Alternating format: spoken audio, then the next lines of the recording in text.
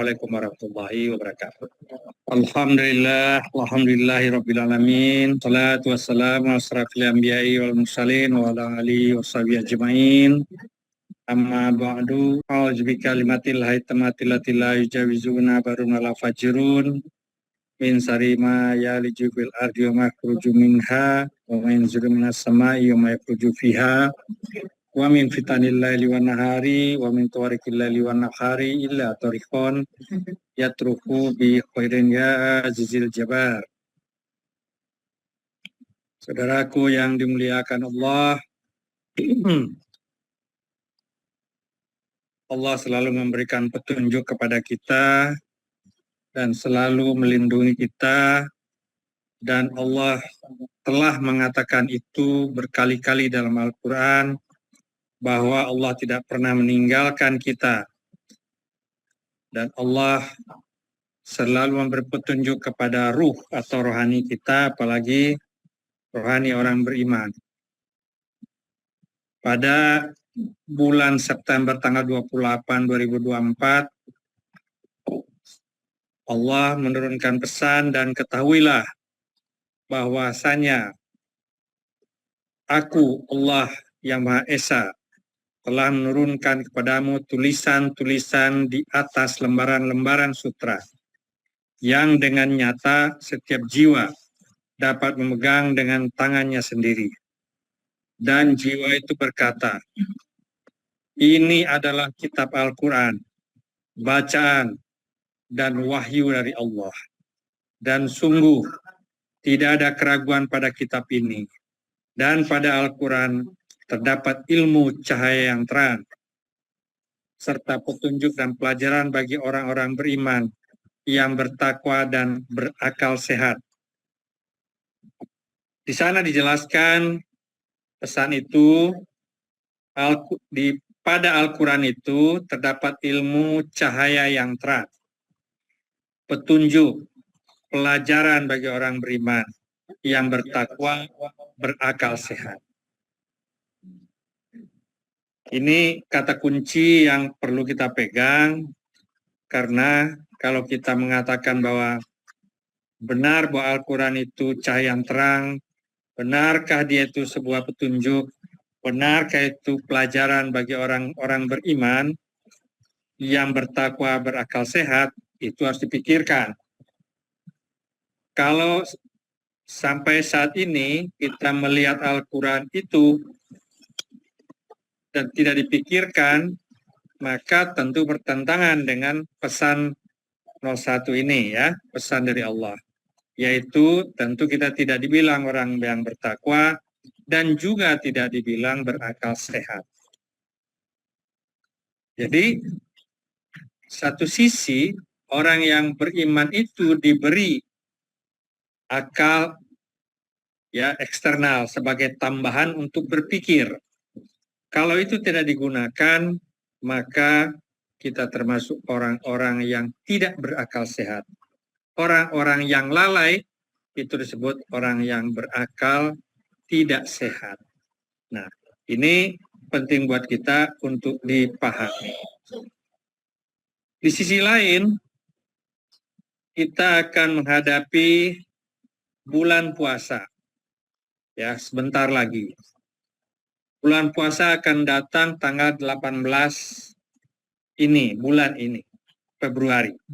Ya, besok mulai sudah tanggal 1 Februari. Berarti tinggal 18 hari lagi. Sekitar kurang dari 3 minggu, ya, 2 minggu lagi lebih. Nah, apa persiapan kita kalau Allah bertanya, wahai orang-orang yang berakal sehat? Itu pertanyaan yang memang sulit kita jawab. Sebab kita harus mengakui bahwa kita termasuk orang yang lalai atau orang yang kurang berakal sehat. Karena itu maka kita perlu perbaiki, ya, supaya Allah memasukkan kita ke dalam orang-orang yang selalu menggunakan akal kepada Allah. Maka di surah Al-Baqarah 187, dihalalkan bagimu pada malam hari maaf ya sebentar. Al-Baqarah 85. Bulan Ramadan adalah bulan yang di dalamnya diturunkan Al-Quran sebagai petunjuk bagi manusia. Nah, itu sama dengan tadi pesan 1 itu ya. Petunjuk dan penjelasan mengenai petunjuk itu serta pembeda atau wal furqan. Nah, itu antara puasa dengan wahyu korelasinya sangat kuat ya. Itu perlu kita mempelajari ayat-ayat Al-Quran itu untuk menambah keyakinan. Dan keyakinan ini sangat diperlukan. Orang makin berpuasa malah makin nggak yakin kepada Allah. Dan lucu juga, kalau begitu tidak baik, tidak berpuasa sebaiknya Pak Ari, supaya yakin. Salah kesimpulannya. Antara disebut kalau di dalam anak-anak SMA itu kalau jawab-menjawab itu premis-premis istilahnya. Premis A dengan premis B-nya nggak nyambung. Nah, maka dia menyimpulkannya salah. Itu sering dilakukan oleh orang beriman. Kesimpulan yang salah yang diambil. Maka dulu sering, waktu masih bernama HDH, kata Oman nih, Pak Hari, saya itu mau sabar kalau sudah mendapat titel sabar dari Allah. Nah, yang susah ya. Satu sisi, kapan dia bisa mendapatkan sabar kalau dia menunggu titelnya dulu. Sementara kita aja nih, sekolah, titel itu kan nanti. Kalau sekolah dulu, masa SD kita udah dikasih gelarnya Dr. Andes gitu umpamanya. Udah dapat gelar dulu, baru sekolah. Gak bisa. Itu berpikir nggak matching. Ya, nah, maka perlu kita memikirkan hal-hal yang demikian supaya kita tidak salah di dalam berpikir. Di surat 15, Mas Joko, ayat 99. Surat Al-Hijr, ayat 99. Dan sembahlah Tuhanmu sampai datang kepadamu yang diyakini. Kira-kira ayat ini apa maksudnya? Ya, sembahlah Tuhanmu sampai datang kepadamu keyakinan atau yang diyakini atau yakin. Kata-kata belakangnya cuma al-yakin. Nah, sembahlah Tuhanmu sampai datang kepadamu keyakinan. Jadi orang disuruh menyembah Allah terus sampai datang keyakinan. Berarti keyakinan itu nanti, bukan di depan kan? Orang bisa disebut yakin kalau dia sudah benar-benar selalu mengabdi kepada Allah. Nah, jadi kalau begitu orang berpuasa, puasalah. Gimana kamu bisa yakin kepada Allah kalau kamu tidak pernah berpuasa? Gimana Allah memasukkan keyakinan itu? Ini karena berkaitan besok kita mau puasa nih. Kalau boleh, jangan sampai ada yang ketinggalan. Nah, sebab ada hadis Rasulullah, saya cari-cari, bahasanya begini. Jika kamu meninggalkan satu hari berpuasa, kamu tidak bisa menggantinya seumur hidupmu lagi. Nilai dari puasa yang kamu tinggalkan itu. Misalnya kita ganti nih. Wah, saya ganti nanti setelah bulan puasa selesai. Sama nggak nilainya dengan waktu puasa? Dan sama. Maka benar Rasulullah mengatakan, nggak sama nilai. Kamu tidak bisa mengganti sampai seumur hidupmu. Maksudnya orang itu bersegera menyambut puasa itu. Bersegera menyenangi puasa itu. Bersegera mengikhlaskan dirinya. Karena kan ikhlas harus dari senang dulu. baru kemudian puasa itu menjadi benar. Surat 48 ayat 4.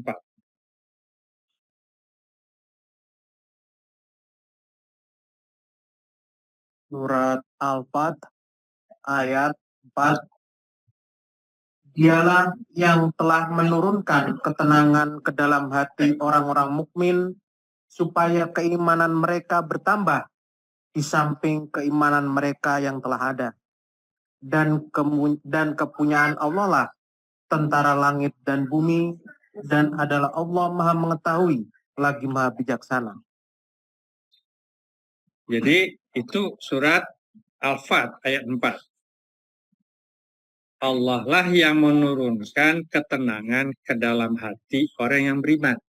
Coba kita pelan-pelan gitu ya baca Al-Quran. Memang di ayatnya begitu. Bacalah ayat-ayat Al-Quran itu perlahan-lahan dengan tenang supaya kamu mendapat rahmat. Ya, nggak boleh tergesa-gesa kalau begitu. Nah, berarti ketika kita membaca ayat ini, amati ya. Allah yang menurunkan ketenangan ke dalam hati orang beriman. Ini orang beriman nih. Allah yang memberikan ketenangan. Kita kan mikir begitu. Oh, Allah yang agar iman mereka bertambah. Kalau begitu nggak bisa imannya bertambah dalam keadaan kegoncangan. Kan dibolak-balik bahasanya begitu. Jadi Allah menurunkan ketenangan ke dalam hati orang beriman agar iman mereka bertambah. Jadi kalau iman bertambah itu adalah dalam keadaan tenang. Tenang jiwanya. Tenang itu kan dia nggak mikirin yang lain, dunia ini segala macam. Nggak bisa imannya bertambah. Jadi iman itu bertambah, kita dalam keadaan tenang. Makanya setiap peristiwa jangan membuat mengguncangkan jiwanya. Ribut antar kita dengan orang lain mengguncangkan, rohani terguncang. Dia tidak bertambah, nurun. Jadi dia harus tenang. Nah, seringkali Pak Budi bilang iman itu seperti telur di ujung, itu menunjukkan dia nggak boleh diguncang. Maka Allah menyuruh orang beriman itu sabar. Nggak boleh terpancing. Ya kan? Nggak boleh uring. Nggak boleh kesal. Kan gitu.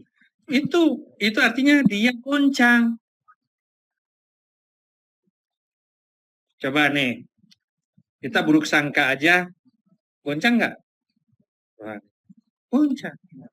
Diturunkan surat Al-Hujurat 11-12, jangan kamu berprasangka, berpraduga. Kenapa? Goncang. Kan mudah nangkapnya itu. Nangkapnya mudah. Prakteknya harus mudah juga. Jangan bilang sulit terus, tambah sulit ya. Wassalamualaikum warahmatullahi wabarakatuh.